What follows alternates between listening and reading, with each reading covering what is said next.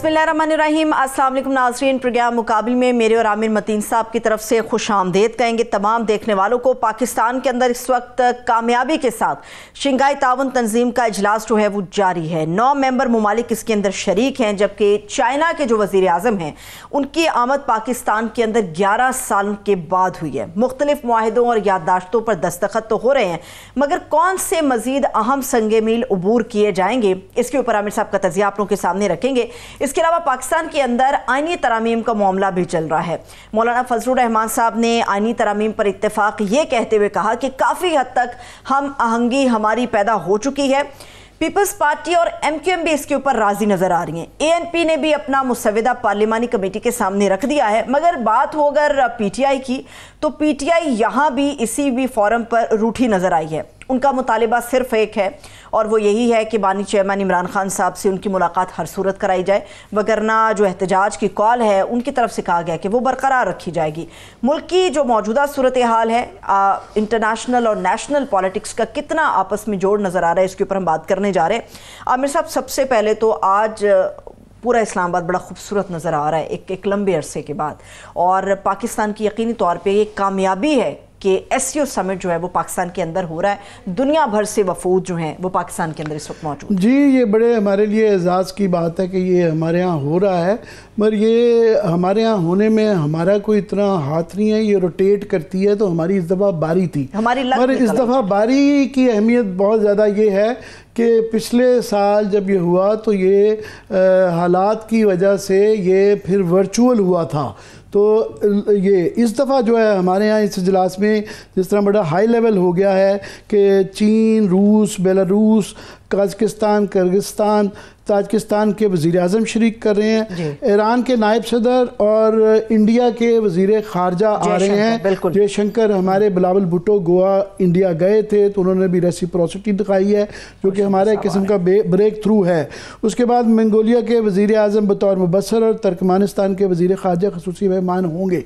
अहम एक दो चीज़ हवालों से इसलिए भी है कि ये हालांकि एक मल्टीफेक्टर फोरम होता है, जिसका ज़्यादा अनलाइक नेटो जो कि एक दिफाई तंजीम है, इसका जो है वो इक़्तिसादी ताउन, इलाकाई जो है कोऑपरेशन, उसके बाद दहशत गर्दी और स्मगलिंग और ये सारे स्मगलिंग और जो है इंतहा पसंदी को रोकने के ऊपर भी डिस्कशन की जाती है।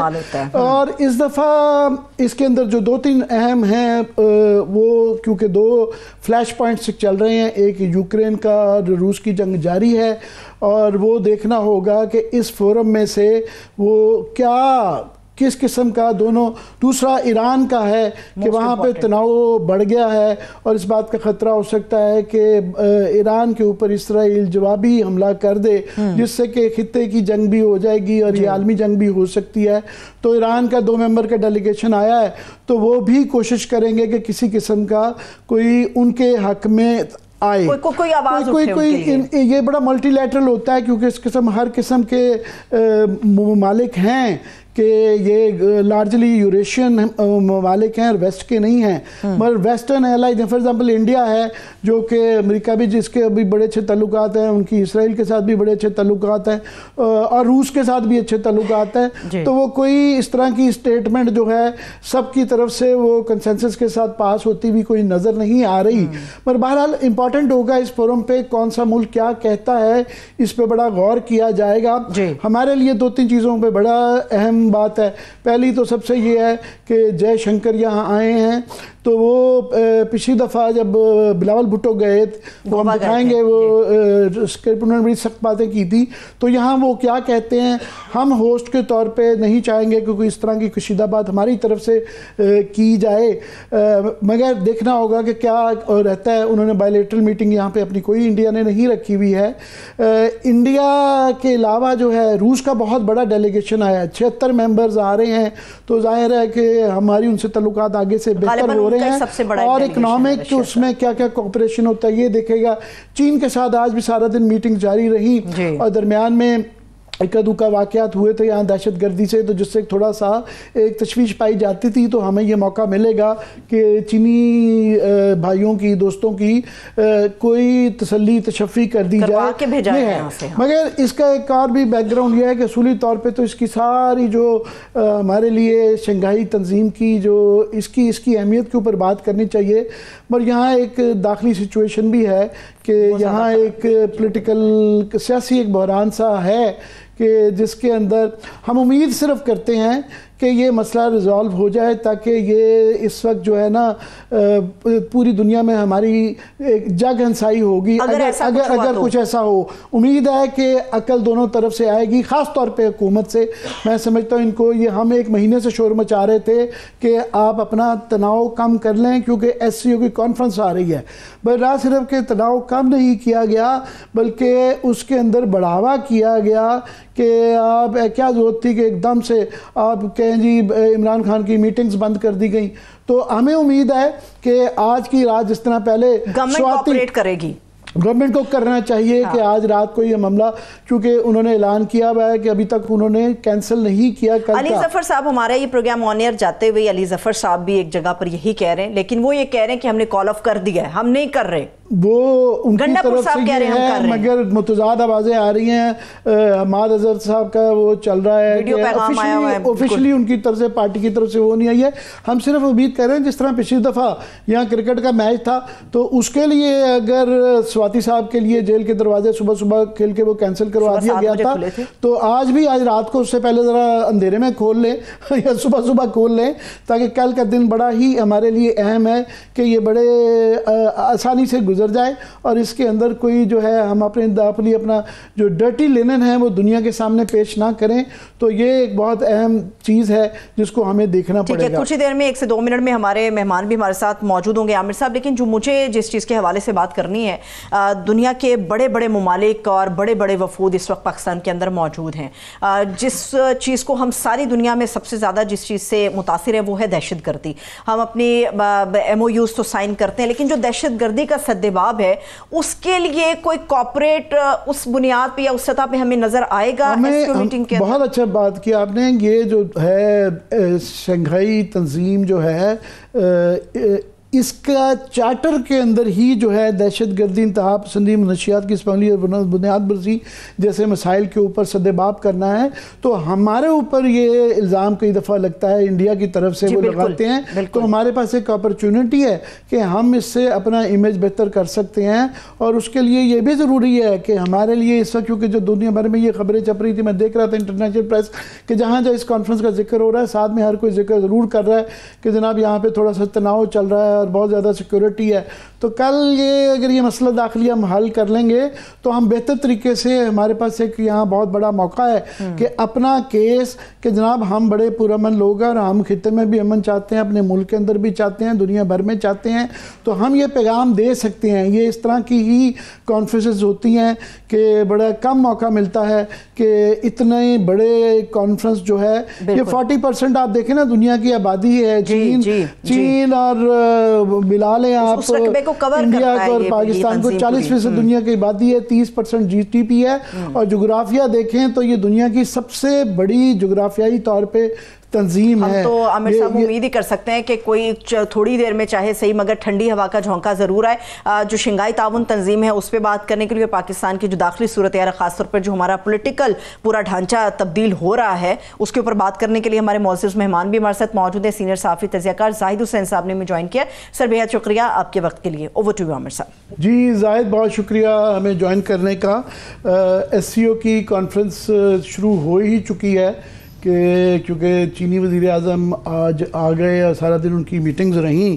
اصولی طور پہ تو ہمیں صرف شنگھائی تعاون آرگنائزیشن کے اوپر ہی بات کرنی چاہیے، مگر بس دعا یہ کر رہے ہیں کہ یہ معاملات ذرا خوش اسلوبی سے طے پہ آ جائیں اور کل کوئی احتجاج نہ ہو تو بہتر ہے.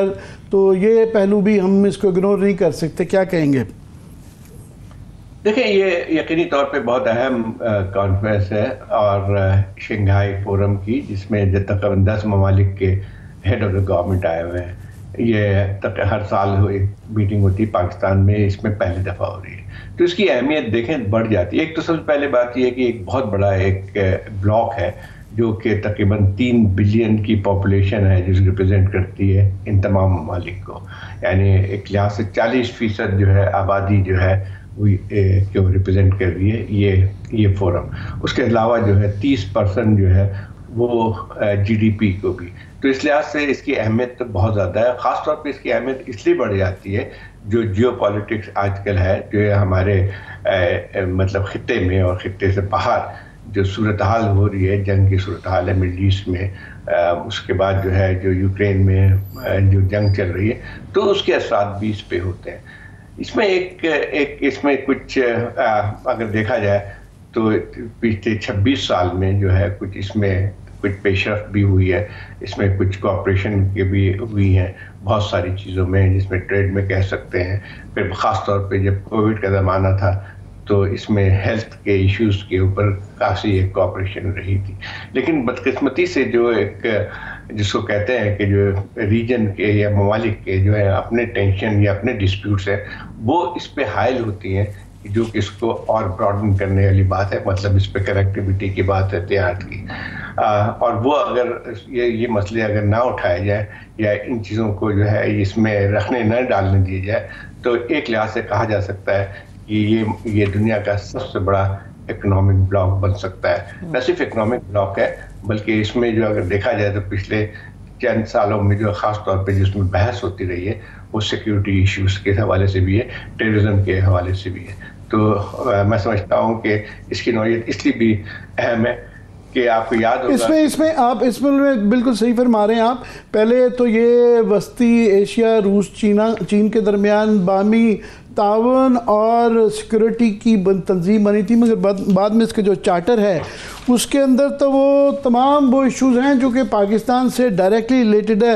فار ایگزامپل جس طرح آپ نے ذکر کیا دہشت گردی، انتہا پسندی، منشیات کی سمگلنگ اور بنیاد پرستی جو ہے، یہ تمام ایشوز ہیں جو کہ ڈائریکٹلی پاکستان کا ان تمام ملکوں سے زیادہ ہمارے لیے ریلیونٹ ہیں۔ بالکل صحیح ہے۔ دیکھیں اس میں اگر دیکھا جائے تو پاکستان اس خطے میں اس کی اپنی ایک حیثیت ہے، جیو اسٹریٹجک پوزیشن پہ دیکھا جائے تو ایک ایسے پاکستان کا جو محل وقوع ہے یا جغرافیکل حیثیت ہے وہ بالکل ایک آپ دیکھیں کہ آپ ان تمام ممالک کے ایک لحاظ سینٹر میں آتی ہے۔ اگر آپ دیکھیں ایک طرف ایران ہے، دوسری طرف بھارت ہے، تیسری طرف چائنا ہے، پھر رشیا بھی ہے، اور پھر سنٹرل ایشین کنٹریز ہیں، تو ایک لحاظ سے پاکستان کا ایک جو ایک ہے اس کی اہمیت خود بھی بڑھ جاتی ہے۔ اور میں سمجھتا ہوں کہ پاکستان کے لیے اس لیے بھی اہمیت ہے کہ پاکستان کی کوشش اگر یہ ہے کہ آپ صرف جیو پالیٹکس سے ہٹ کے جیو اکنامکس کی طرف بھی توجہ دیں، تو یہ علاقہ جو ہے اگر کھل جاتا ہے، اگر تنازع کم ہوتے ہیں، جیسے افغانستان کی صورتحال بہتر ہوتی ہے، تو یہ خطہ بہت تیزی سے ترقی کر سکتا ہے، اور اس کا سب سے بڑا بینیفیشری میں سمجھتا ہوں کہ پاکستان ہوگا۔ سر مجھے ابھی ایک چھوٹا سا بریک لینا ہے، ایک بریک لے لیتے ہیں، بریک سے واپس آئیں گے تو جو عامر صاحب نے سوال آپ کے سامنے رکھا ہے اس کے اوپر آپ کا تجزیہ شامل کریں گے۔ ابھی ایک وقت ہوا ہے چھوٹی سی بریک کا، اسٹے ود اس۔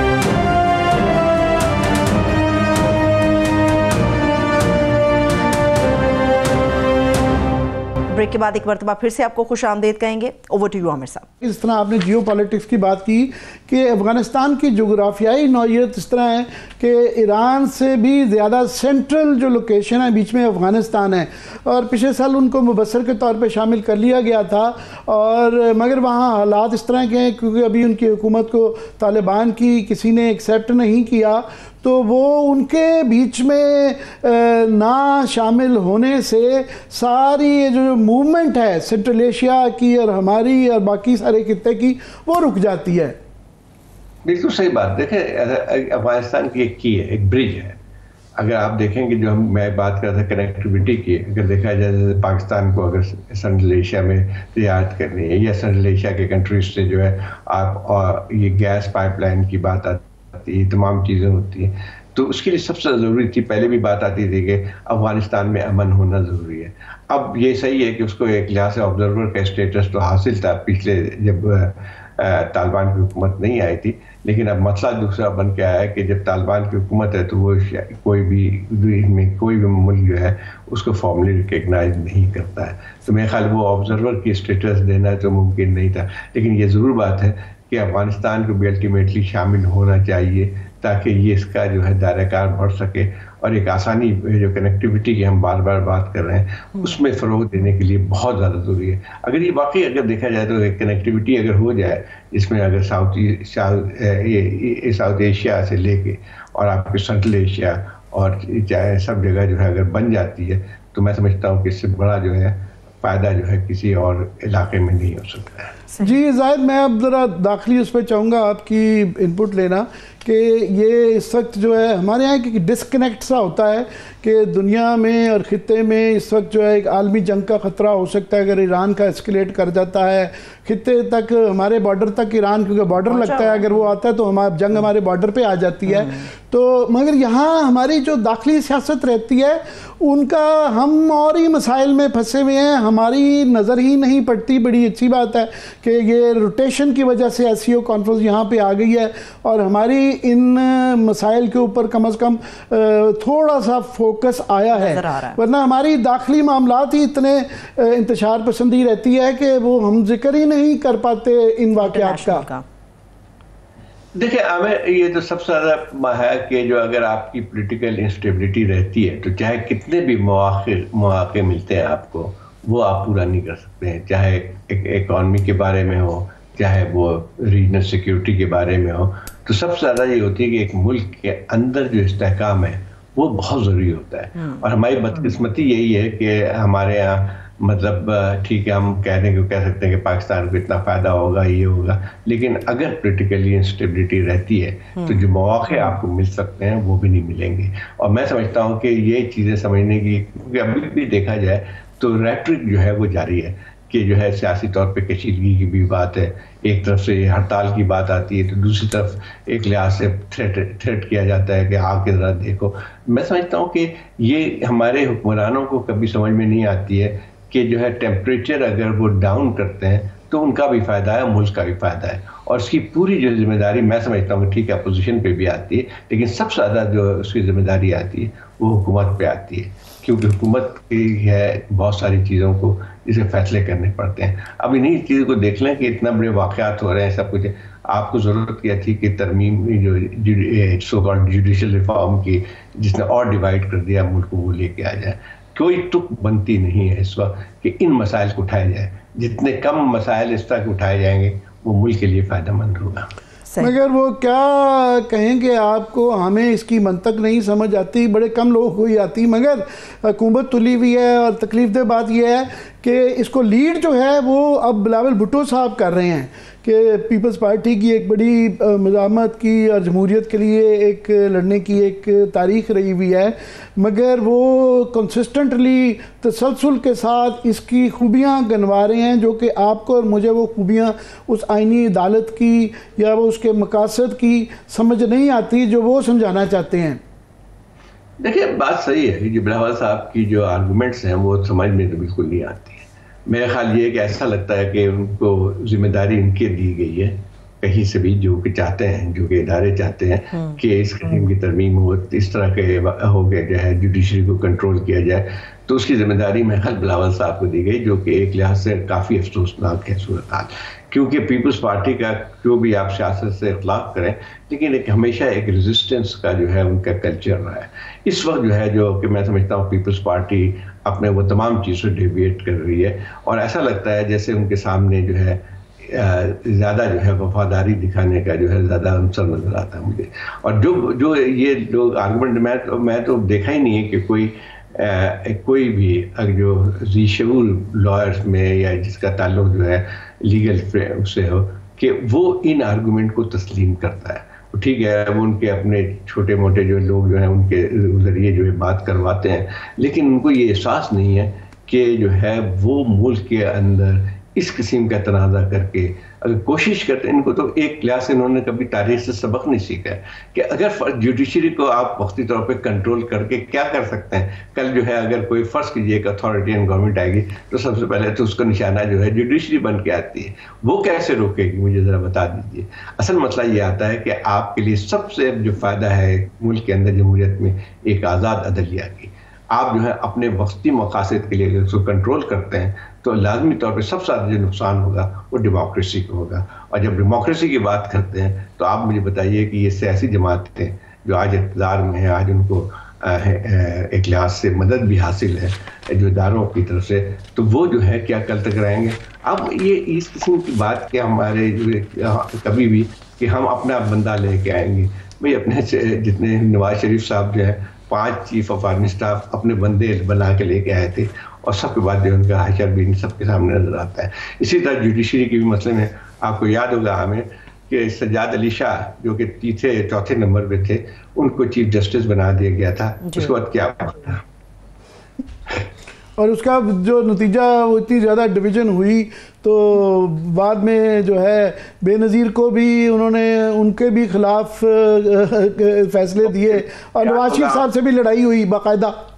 پارلیمنٹ کے اندر جو بے نظیر کی تقریر تھی ان کی بے نظیر صاحبہ کی، وہ بھی تھی مجھے اچھی طرح یاد. اس کے بعد ہماری بات بھی ہوئی تھی کہ وہاں پہ انہوں نے کہا تھا گندے نالی کے کیڑے کو ہم نے اٹھا کے چیف جسٹس بنا دیا، وہ ہمارے خلاف ہو گیا. تو مسئلہ یہ تھا کہ آپ کو یہ جو ہے اگر فرض کیجئے کہ کوشش ان کی یہ کہ ایک ٹیم جوڈیشری ہو، وہ نہیں ہو سکتی ہے. اگر یہ لیا بھی آتے ہیں، ایک جس کا سب سے بڑا نقصان ہوگا وہ خود آپ کے جمہوری اداروں کو پڑے گا. کیونکہ جمہوریت کا نام صرف یہ نہیں ہے کہ آپ نے کسی طرح بائی ہک اینڈ کروک یا ایک مینیپولیٹڈ الیکشن کے ذریعے اقتدار میں آ گئے. اصل چیز یہ ہوتی ہے کہ کیا ڈیموکریٹک انسٹیٹیوشن آئین کے طور پہ کام کر رہے ہیں. 3 پلرس ہوتے ہیں جس کو ہم جمہوریت یہ ملک کے اندر کرتے ہیں ادارہ ہے، اس کا سب اپنے اپنے طور پہ کام ہوتا ہے. جوڈیشری ہے، ایگزیکٹو ہے، پارلیمنٹ ہے. لیکن اس وقت جو ٹکراؤ کی صورتحال کریٹ کی جا رہی ہے، میرا خیال یہ ہے کہ کسی طور پہ بھی کہ کوئی بھی ذی شعور جو ہے اگر چاہے سمجھتا ہے کہ جمہوریت کو آگے بڑھنا چاہیے تو وہ میرا خیال یہ ہے کہ یہ ساری چیزیں جو ہیں زاہد ابھی تو لگتا ہے پہلے جے یو آئی آڑے آ گئی تھی، ورنہ رات کے 12 بجے یہ اتنی بڑی ترمیم جو ہے یہ ہو چکی تھی، اور ہمیں اخبار کے اندر ہی صبح پڑھنے کو ملنا تھا کہ جناب یہ ہو چکا. مگر آج ان کا مولانا فضل الرحمان، پہلے انہوں نے اس کو مزاحمت ان کی طرف سے آ رہی تھی، مگر آج کا ان کا بیان ہے کہ ہمارے اور حکومت کے درمیان کافی ہم آہنگی آ چکی ہے، جس کی سے لگتا ہے کہ وہ بھی تقریباً پتہ نہیں اب کس کس چیز کے لیے تیار ہوئے ہیں. حالانکہ پہلے ان کا یہ تھا کہ یہ اسمبلی ہی متنازع ہے، اس سے اس طرح کی آئینی ترمیم کروانی ہی نہیں چاہیے. پھر دوسرا یہ کہ اگر وہ بھی مان جائیں تو پھر بھی شاید 2-4 لوگ لوٹے بنوا کے یہ کروانی پڑے گی. اس پہ اگر جے یو آئی اور پیپلز پارٹی بھی ساتھ میں شامل اس گناہ میں ہوتی ہے تو ایک بالکل ڈیفرنٹ سچویشن ہو جاتی ہے. دیکھیں ایک اور بات بھی کہ جو بیان میں بھی دیکھتا رہتا ہوں، جو ان کے اسپوکس پرسن ہیں جو کہ پہلے بار ایسوسیشن کے رہے تھے کامران مرتضیٰ صاحب، ان کی اگر آپ بات سنیں تو ان کی وہ بہت ہی لاجیکل بات کرتے ہیں. اس میں صاف صاف بات آتی ہے کہ جو ہے ان کا بھی آرگومنٹ وہی ہے کانسٹیٹیوشنل جو کورٹ کے بارے میں اور جو ہے ہمارے بار ایسوسیشن کے لوگوں کی ہے کہ جو ہے اس کو الگ بنانے کی ضرورت کیا ہے.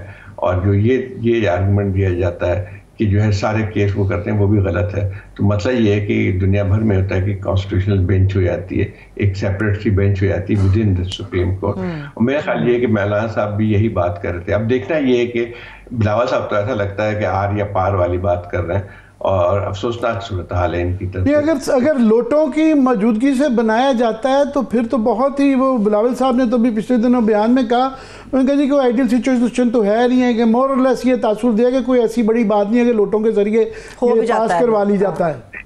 ایک اور لیڈر نے، ان کے سرکردہ لیڈر ہے پیپلز، انہوں نے کہا ضمیر کی آواز پہ لوگ ووٹ دیں گے. اب اندازہ لگائیں ان کے لیے جو ہے ان کو یاد نہیں ہے کہ بہت سارے ضمیر کی آواز سے، وہ زمانے میں احتشام ضمیر ہوتا تھا، اس کے جو ہے آواز پہ پھر پیٹریوٹ وہ جو ہے ایک جو تقسیم کر دیا تھا پیپلز پارٹی کو، وہ بھی یاد ہوگا آپ کو، جس کے ذریعے پھر بعد میں حکومت بنائی گئی تھی PMLN-Q کی. تو وہ بھی آپ کو یاد ہوگا کہ کیا پیٹریوٹ بنائی تھی نا 22، اس کو بھی کہا تھا کہ احتشام ضمیر کی آواز ہے. مسئلہ یہ ہے کہ یہ ضمیر کی آواز جو ہمیں سب کو پتہ ہے کہ ضمیر کی آواز کہاں سے سنائی جی جی ضمیر کی آواز. اور پھر اس طرح کے بھی بیانات جو کہ جی وہ منصور علی شاہ صاحب عدالت کنٹرول نہیں کر سکیں گے, یہ پتہ نہیں چیف جسٹس کے ذمہ داریوں میں یہ کب سے شامل ہو گیا. خواجہ صرف تو انہوں نے صاف ہی کہا, انہوں نے کہا ہمیں خطرہ ہے یہ کہیں 8 فروری کے الیکشن کو نہ الٹا دیں, تو کلیئرلی وہ ایجنڈا بھی بتا رہے ہیں ساتھ میں. مگر وہ ایک اور آرگومنٹ جو بھی آپ کہہ رہے ہیں بالکل بینچ کی کافی لوگ راغب لگتے ہیں کہ اگر کانسٹیٹیوشنل بینچ بن جائے تو کوئی حرج نہیں ہے. پھر 18ویں ترمیم کے اندر جو ایک پارلیمنٹری سپرویژن تھی اس کا بھی سنتے ہیں کہ جے یو آئی شاید اس کی طرف راغب ہو بھی جائے. اور کافی ہمارے ایسے لوگ بھی اس زمانے میں کہتے تھے کہ 19ویں ترمیم جو ہے وہ افتخار چودھری نے زبردستی کروائی تھی. مگر ابھی تناظر بدل گیا ہے, وقت بدل گیا ہے. اس وقت اس طرح کی سپرویژن بھی ایک طریقہ ہوگا عدلیہ کو کنٹرول کرنے کا. کیا کہیں گے اس پہ؟ دیکھیں بات وہی ہے کہ دیکھیں اس وقت ایک ضرورت کیا ہے. دوسرے ٹھیک ہے کہ بہت ساری چیزیں کرنے کی ہوتی ہیں, لیکن کیا مقصد کیا ہے ان کا؟ سب کو پتہ ہے کہ اس کا مقصد کیا ہے. اس کا مقصد یہ نہیں ہے کہ عدلیہ کی جو ہے وہ کارکردگی کو بہتر بنایا جائے. اب آپ بتائیے کہ جو آرڈیننس آیا تھا بعد میں آخر میں, اس کی کیا نوعیت تھی؟ وجہ یہ نہیں تھی کہ جو ہے پہلے جو ایک اور جو قانون جس میں چیف جسٹس کو اختیار دے دیا گیا کہ وہ ایک تیسرے ممبر کو ایڈ کر سکتے ہیں, جو انہوں نے کر بھی لیا ڈاؤن دا لائن جا کے. عامر یہ ان کو میں خیال پتہ نہیں کیا ہے کہ یہ کبھی وہی ہے نا, ایک مثال ہے کہ آپ کسی اس پہ تنے بیٹھے ہوئے ہیں, اسی کو کاٹ دیں تو آپ گر سکتے ہیں. مجھے بتائیے کہ آپ سب سروینٹ کوڈ میں لے کے آتے ہیں تو سب سے زیادہ جو فائدہ کس کو ہوتا ہے؟ ان اداروں کو جو کہ ڈکٹیٹ کرانا چاہتے ہیں. اصل مسئلہ یہ آتا ہے کہ جو آواز ایک آ رہی ہے کہ ہم انڈیپینڈنس کی, پہلی دفعہ میں ججز کی بات سن رہا ہوں, تو اس کو جو ہے ختم کرنا ہے. اس کا فائدہ کس کو پہنچے گا؟ آپ کو نہیں پہنچے گا. جو سمجھتے ہیں بلاول صاحب کو نہیں پہنچے گا, اور بلاول صاحب پھر چیختے بلاول صاحب کو کیا لالی پاپ کیا دیا ہے؟ کچھ نہ کچھ سیاسی لوگ ہیں, بہرحال کچھ نہ کچھ تو بتایا ہوگا کہ آپ کو کیا یہ سنتے ہیں کہ جی ان کو پرائم منسٹر بنا دیا جائے گا, کیا آپ سمجھتے ہیں؟ اور آلریڈی ان کا اسٹیک بہت زیادہ ہے نا, پریزیڈنٹ بن گئے زرداری صاحب. اب مسئلہ یہ کہ یہ نہیں لگ رہا ہے کہ مجھے نہیں لگتا کہ وزیر اعظم بنایا جائے گا ان کو. مسئلہ یہ نہیں ہے, مسئلہ یہ کہ ایک ان کا پورا سسٹم پہ ایک اسٹیک بن کے آیا جو کہ اسٹیبلشمنٹ کے سہارے پہ کھڑا ہوا ہے, چاہے وہ پیپلز پارٹی ہو, چاہے وہ پی ایم ایل این ہو, سب کا اسٹیک اس سسٹم کے ساتھ ہے, اور وہی کریں گے جو کہ ان سے کہا جائے گا. نہیں وہ تو سمجھ آتی ہے کہ ان کا سسٹم کے ساتھ سٹیکس ہیں اس لیے بچا رہے ہیں, مگر جتنا وہ اس کی سرکردگی کر رہے ہیں کہ لیڈ کر رہے ہیں, اور پرو ایکٹیو رول جو ان کا ہے, نون لیگ میں سے کچھ پیچھے سے بیک بینچرز کی ہلکی پھلکی آواز آ جاتی ہے, وہ تھوڑا سا پیچھے نظر آتے ہیں. آگے تو پیپلز پارٹی ہے. عامر اگر صحیح معنی میں دیکھا نا, آپ کو بھی پتا ہے ہم لوگ سب کے دوستی بھی ہے, اور جب پرائیویٹلی بات کرتے ہیں, میرے بہت سارے جو ہے پیپلز پارٹی کے ایم این اے, وہ اتنے زیادہ کرٹیکل ہیں ان سب بات کے, اور ان کو سمجھ میں نہیں آتی ہے. اگر فرض کیجئے ان کو ضمیر کی آواز میں واقعی ضمیر کی آواز جاتی ہے تو ان کا کبھی بھی یہ پاس نہیں کرا سکتے ہیں. خود میں تقریباً آپ کو 10 لوگوں سے ملا ہوں پی ایم ایل این کے, اینڈ وہ ان کا کہنا یہ تھا کہ جب یہ مولانا فضل الرحمان نے ناکام بنا دیا اس رات کو ووٹ کا, تو ہم میں سب نے خوشی منائی.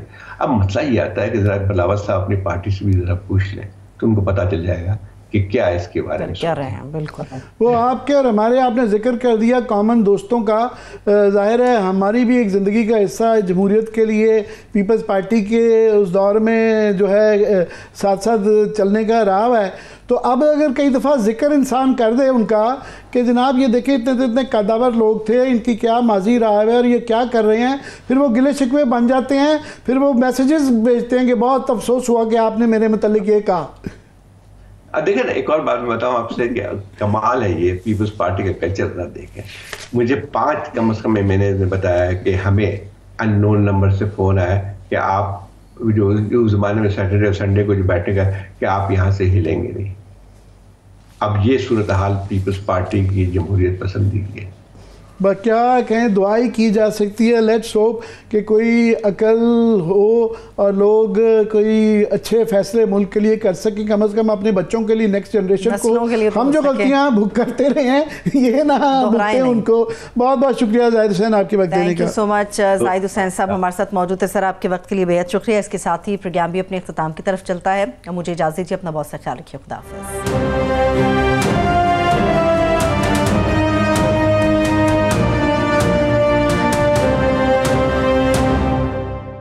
بریک کے بعد ایک مرتبہ پھر سے تمام دیکھنے والوں کو خوش آمدید کہیں گے. جی ایک, حالانکہ یہ ابھی پورے یوریشیا تقریباً سارا ہی اس کے اندر آ جاتا ہے. جس طرح آپ نے کہا کہ 40% جو ہے دنیا کی آبادی ہے, 30% گلوبل جی ڈی پی یہاں سے پیدا ہوتا ہے. مگر گھوم پھر کے ہمارے لیے خاص طور پہ انڈیا پاکستان کیونکہ اس میں ہیں, حالانکہ اس دفعہ انہوں نے بڑا کلیئرلی کہا ہے انڈیا کی طرف سے کہ کوئی بائی لیٹرل انہوں نے میٹنگ یہاں نہیں رکھی, مگر جے شنکر کا, ان کے وزیر خارجہ کا یہاں آنا ہی ایک بریک تھرو ہے. کافی عرصے بعد انڈیا کا کوئی ہائی لیول یہاں پہ نمائندہ آ رہا ہے. مگر جب پچھلے سال گوا میں ہوا تو وہاں پہ جے شنکر صاحب نے بہت ہوسٹ ہونے کے باوجود, مہمان ہم تھے وہاں پہ, بلاول بھٹو صاحب گئے تو بڑے سخت الفاظ انہوں نے استعمال کیے تھے. تو ابھی یہ نظر رہے گی کہ وہ یہاں پہ آ کے کیا کہتے ہیں, کیسے دیکھتے ہیں اس کو, آپ کیا امید کر رہے ہیں؟ دیکھیں یہ بات بالکل صحیح ہے کہ پچھلے سال جب کانفرنس ہوئی تھی گوا میں, تو اس کے بعد اس میں ایک تو ورچوئل میٹنگ تھی, اس میں ہیڈ آف گورنمنٹس نہیں آئے تھے. اور اس وقت جو ہے نہ صرف آپ جے شنکر کی بات کر رہے ہیں, لیکن جو پرائم منسٹر مودی کی جو اوپننگ ریمارکس تھے اسی نے جو ہے ایک بٹرنس قائم کی تھی. انہوں نے اپنی تقریر میں چائنا اور پاکستان کو ہدف بنایا تھا. حالانکہ جو پہلے کی کانفرنسز ہوتی تھی شنگھائی فورم کی, ایک ٹریڈیشن موجود ہے کہ جو ہے اس پہ بائی لیٹرل ڈسپیوٹس جو ہے ڈسکس نہیں کیے جاتے. لیکن پچھلے سال اس سے ہٹ کے, جس کو کہتے ہیں کہ جو روایت رہی ہے, اس سے ہٹ کے ہندوستان نے ان تمام ایشوز کو سامنے لے کے آئی. اور میں سمجھتا ہوں کہ اس کی وجہ سے جو میٹنگ تھی وہ بغیر کسی کسی پروگریس کے ختم ہوئی تھی. لیکن اب ایسا نہیں لگ رہا ہے مجھے. ایک تو سب سے بڑی بات یہ کہ ورچوئل میٹنگ نہیں ہے, اس میں تقریباً سارے ممالک کے جو کہ بھارت کو چھوڑ کے بھارت کے وزیر خارجہ آ رہے ہیں, لیکن باقی تمام ممالک کو دیکھیں تو ان کے اعلیٰ ترین جو گورنمنٹ کے عہدیدار ہیں وہ یہاں پہ آئے ہیں, اور اس کی وجہ سے اس کی اہمیت بہت بڑھ جاتی ہے. اور ایک اور بات بھی, اہمیت پچھلے سال کے مقابلے میں اگر دیکھا جائے تو اس خطے میں دیکھیں بہت ساری تبدیلیاں رونما ہوئی ہیں. ابھی ایران جو ہے اس کا ایک ملک, ایران نے پچھلے سال ہی شمولیت اختیار کی تھی. اب جو ہے ایران کو اگر دیکھیں تو ایک ایسے خطے میں ہے جہاں پہ جنگ کے خطرات بڑھتے ہوئے جا رہے ہیں. اسی طرح چائنا اور رشیا کے اوپر بھی خاصی ایک لحاظ سے امریکہ کی طرف سے سینکشنز لگائی جا رہی ہیں. تو میرا خیال یہ کہ اس میں ہو سکتا ہے کہ کوئی مشترکہ لائمل تو یا مشترکہ وہ نہ بن سکے, لیکن یہ ایشوز جو ہے یہاں پہ بحث میں آئیں گے. اور میں سمجھتا ہوں کہ دیکھیں آج کل دنیا جو ہے وہ تبدیل ہوئی بھی ہے. یہ نہ پہلے جو ہے جو ہم کولڈ وار کے زمانے میں ایک بائی پولر ورلڈ کہتے تھے, وہ تبدیل ہو گئی تھی جب سوویت یونین کے ختمے کے بعد. اس کے بعد جو ہے 10-12 سال تک یونی پولر ورلڈ تھا جہاں پہ امریکہ کی بلا شرکت جو ہے وہ حاوی تھے. لیکن اب کی دنیا جو ہے وہ ایک ملٹی پولر بن کے آئی ہے, جہاں پہ ممالک کسی پرٹیکولر گروپ کے ساتھ نہیں ہیں بلکہ اپنے اور مفادات میں اور ریجنل کے مفادات میں ساتھ ہوتے ہیں. تو اس لحاظ سے اگر دیکھا تو شنگھائی کی فورم جو ہے اس کی اہمیت اس لیے بھی ہوتی ہے کہ ایک چیز ہے جس کو ہم مڈل پاور کہتے ہیں, وہ یہاں پہ اس کا جو ہے آپ کو اثر نظر آئے گا. اور یہ بہت فیصلہ کن میرے خیال کر سکتی ہے ان حالات کو لے کے. لیکن ضرورت اس بات کی ہے کہ جو بائیلیٹرل ڈسپیوٹ ہے اس کو نہ چھڑا جائے. وہ مگر دہشت گردی کی جب بات ہوگی اس طرح کی تو اس میں یہ نظر رہے گی کہ جے شنکر یہاں پہ آ کے کیا کہتے ہیں. ایک تبدیلی ضرور آئی ہے کہ اس دوران میں بھارت نے 10 سال بعد کشمیر کے اندر الیکشن کروا دیا, تو گو کہ ابھی ظاہر ہے کوئی ایبروگیشن اس کی 306 آرٹیکل کی وہ تو کوئی ابھی واپسی کا وہاں امکان نہیں نظر آتا، پر وہاں تھوڑا سا ٹیمپرز جو ہیں ڈاؤن ہیں، اور کشمیر کی وجہ سے الیکشن کروانے سے امید لگ گئی ہے کہ شاید کچھ وہاں پہ سختی میں کمی آئے۔ تو اس حالات میں آپ کیا دیکھتے ہیں کہ جے شنکر یہاں آ کے وہ ایک ہارش پوزیشن لیں گے یا ایک ماڈریٹ لیں گے؟ دیکھیں مجھے نہیں لگتا ہے کہ دیکھیں پاکستان اس مسئلے کو نہیں چھیڑے گا۔ پاکستان ہوسٹ کنٹری ہے، وہ ایسی کسی چیز کو جو کہ براہ راست تعلق اس کے دونوں ممالک کے ڈسپیوٹ کے ساتھ ہے، پاکستان اس چیز کو نہیں چھیڑے گا، کیونکہ انڈیا نے ہوسٹ ہونے کے باوجود میں نے اس طرح ذکر کیا کہ بہت سخت بات کر دی تھی، تو اگر وہ کچھ کہتے ہیں تو ہمیں بھی جواباً کچھ کہنا پڑ جاتا ہے۔ ہاں مجھے لگتا ہے کہ مشکل ہوگی اس وقت جے شنکر کے لیے، اس وقت جو حالات ہیں اس میں مشکل ہوگی کہ کسی بھی ایک تنازع کھڑا کریں۔ یہ بات صحیح ہے کہ ٹیررزم کا ایشو ہے جس کو بھارت ہمیشہ صرف پاکستان کے ساتھ منسلک کرتا ہے، لیکن اب دیکھا جائے تو اس خطے میں پاکستان سب سے بڑا ایک لحاظ سے وکٹم ہے ٹیررزم کا، تو ایک انٹرسٹ تو بن کے آتی ہے۔ لیکن اس سے پہلے بھی شنگھائی کانفرنس ہوتی رہی ہیں، اگر پچھلے سال کو چھوڑ کے دیکھا جائے تو بہت ساری چیزیں جو ہیں اس پہ بحث میں آئی تھی جو ٹیررزم کے حوالے سے ایک مشترکہ لائحہ عمل کی بات تھی، اور کافی کامیابی کے ساتھ بھی ہوئی تھی۔ تو مجھے نہیں لگتا ہے کہ اس وقت ہندوستان اس مسئلے کو چھیڑے گا۔ اصل بات یہ ہوتی ہے ہوسٹ کنٹری کیا کرتا ہے، ہوسٹ کنٹری کی طرف سے کوئی ایسی بات نہیں ہوگی، اور میں سمجھتا ہوں لیکن یہ بھی اگر لوگ بعض دفعہ قیاس آرائی شروع کر دیتے ہیں کہ جے شنکر کے آنے وجہ سے کوئی بریک تھرو ہوگا، میں خیال وہ بھی نہیں ہے۔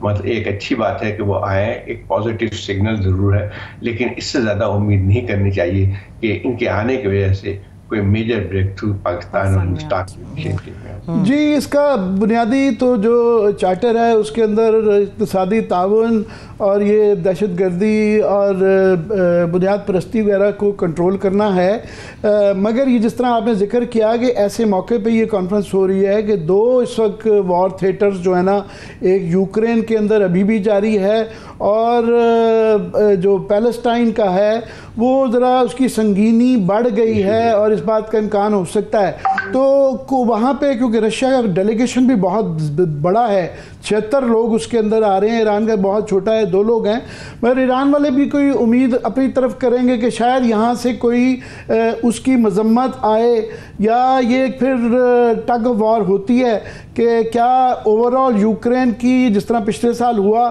کہ ہاسٹیلیٹیز کو کم کرنے کے لیے کیا جائے گا، یا رشیا کی کوشش ہوگی کہ تھوڑا سا ان کو اس میں کوئی بہتر قسم کا ریزولوشن ہو جائے؟ کیا دیکھتے ہیں ان دونوں کے حوالے سے پرٹیکولرلی؟ میرے خیال مجھے نہیں لگتا ہے کہ ان چیزوں پہ کوئی ریزولوشن آئے گا، چاہے یوکرین کے حوالے سے یا مڈل ایسٹ کے حوالے سے، مجھے نہیں لگتا ہے، لیکن یہ ضرور ہے کہ جب ایک فورم ہوتا ہے جہاں پہ ڈسکشن ہوتی ہے تو بہت ساری چیزوں کو جو تبادلہ خیال ہوتا ہے۔ دیکھیں اس میں یہ کہ کوئی کیونکہ بہت سا ان ممالک کا اگر دیکھا جائے کچھ اہم منگی ضرور ہے سیاسی طور پہ یا جو ہے بین الاقوامی یا جیو پالیٹکس کے حوالے سے، لیکن کچھ اختلافات بھی ہیں، تو اختلافات کو میرے خیال نہیں لایا جائے گا۔ اب جیسے ہندوستان کی مثال ہے، ہندوستان تھرو آؤٹ اگر دیکھا جائے تو پیلسٹین ایشو پہ نیوٹرل رہا ہے، اس نے کبھی بھی اسرائیل کی اس کی مذمت نہیں کی، اور باقی جتنے ممالک ہیں اس میں انہوں نے کافی حد تک جو ہے پیلسٹین کو اس کی حمایت کی۔ اسی طرح سے یوکرین کی جنگ بھی جو ایک متنازع تو ہے، مطلب یہ ہے کہ ٹھیک ہے رشیا اس میں آیا ہے، لیکن جو یوکرین میں ایک لحاظ سے جارحیت ہوئی ہے تو اس کی بھی لوگ ممالک جو ہے اس کو تسلیم نہیں کرتے ہیں۔ تو میں خیال یہ کہ ان ایشوز پہ بہت زیادہ نہیں ہوگا، لیکن رشیا کی کوشش ضرور ہوگی، ایران اور رشیا کی دونوں کی، کہ دیکھیں اس میں اور بھی بہت ساری چیزیں اگر جو ہے جیسے کوشش کی جاتی ہے کہ رشیا کو آئسولیٹ کیا جائے، وہ پھر نہیں ہوتی ہے، کیونکہ بہت سارے جیسے باوجود سینکشنز کے تجارت پہ بات ہو سکتی ہے، پھر اس کے بعد جو ہے جو کنیکٹیوٹی کے مسائل ہیں اس پہ بات ہو سکتی ہے۔ اب دیکھیں ایران بھی جو ہے جب اس طرح کانفرنس میں آیا اس میں یکے بعد اور جو سینکشن لگ گئے ہیں یونائٹڈ اسٹیٹس نہیں، روس کا میں ایگزیکٹلی یہی اس طرف ہی لانا چاہ رہا تھا کہ پچھلے سال بھی اس حوالے سے ضرور بات ہوئی کہ یوکرین اور روس کی اس تنازع کی وجہ سے جو سینکشنز لگی تھی اس کی مذمت یہاں کی گئی تھی، تو اس طرح کا وہ ان کے فیور میں چلا جاتا ہے، تو اس لیے کوئی کہیں نہ کہیں سے جتنے بھی اعتدال پسند بیچ میں جس طرح چین ہے تو باقی کنٹریز چاہیں گی کہ نیوٹرل سائز کو رکھا جائے، مگر ان 2 ملکوں کی خواہش ہوتی ہے تھوڑا سا اپنی ڈائریکشن میں لے جاتے ہوئے۔ بالکل صحیح بات، دیکھیں یہ بات صحیح ہے کہ باوجود اس کے سینکشن لگایا گیا رشیا پہ، لیکن اس کی تجارت پہ بہت اثر نہیں پڑا ہے. جتنے ممالک ہیں وہ اس کے ساتھ تجارت کر رہے ہیں. اور سب سے بڑی بات ہے کہ ہندوستان کو ذرا دیکھ لیں کہ جو آئل اس پہ امبارگو لگا ہوا ہے رشین کا، لیکن اس کو وائبر ملا ہوا ہے امریکہ کی طرف سے ہندوستان کو.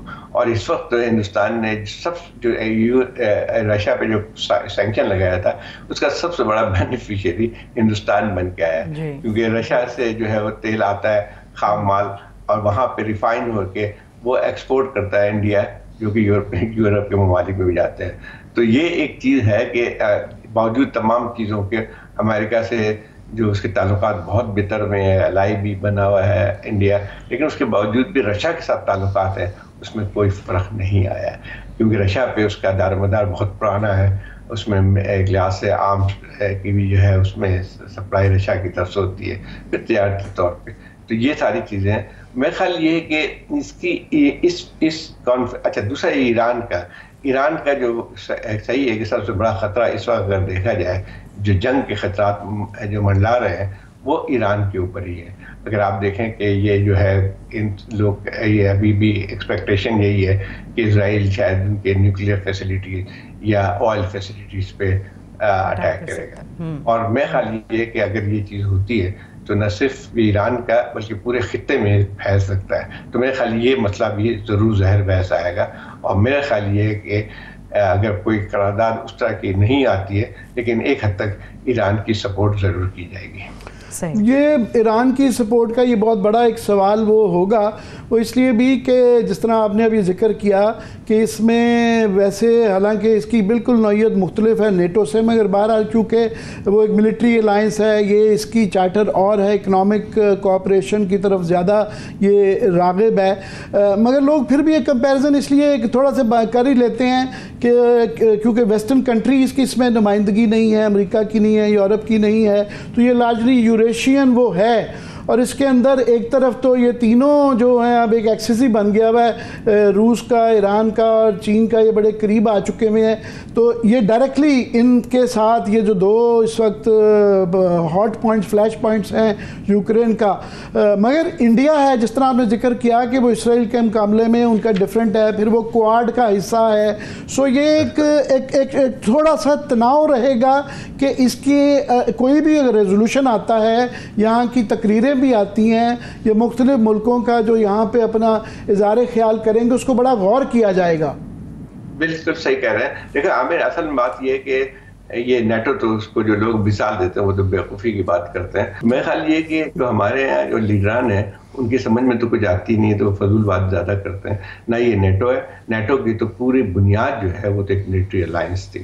یہ ملٹری الائنس نہیں ہے، یہ اکنامک الائنس ہے. اکنامک سے مطلب یہ ہے کہ اس کے جو مشترکہ جو چیزیں ہیں اس کے اوپر کام کرتی ہے. لیکن اس میں ایک اور بات بھی آتی ہے کہ جو رکاوٹ بنی ہوئی، جس میں کہہ رہا تھا کہ اس کا اسکوپ بہت بڑا ہو سکتا تھا، لیکن یہ کہ جو آپ کے ڈسپیوٹس ہیں، جیسے چائنا انڈیا کا ڈسپیوٹس موجود ہے فرنٹیئر میں، اور یہ آپ نے جیسے ذکر کیا کہ انڈیا جو ہے ایز اے پارٹ آف کوآڈ، جو کہ امریکہ کے ایک لحاظ سے سرکردگی میں ایک اینٹی چائنا جو ہے وہاں پہ محاذ کریٹ کیا گیا انڈو چائنا میں.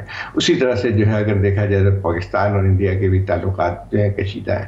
تو یہ تمام چیزیں جو ہیں یہ حائل رہتی ہیں.